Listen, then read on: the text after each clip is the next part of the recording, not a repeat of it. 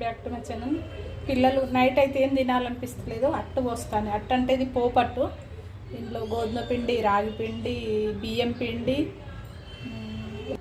4 కలిపిన, పచ్చిమిర్చి, అల్లం, ఎల్లిపాయ మిక్సీ వేసి కొంచెం ఇందులో వేసిన, ఇందులో కొత్తిమీర కూడా వేసిన.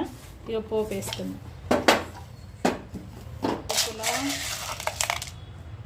మినపప్పు, శనగపప్పు, ఆవాలు,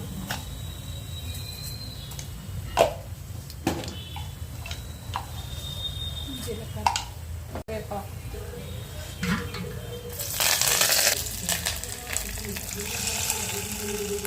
వట్టిగా తినొచ్చు, టేస్ట్ బాగుంటుంది. వేస్తున్నా. చట్నీ ఏది అవసరం లేదు, వట్టిగానే తినొచ్చు, టేస్ట్ బాగుంటుంది.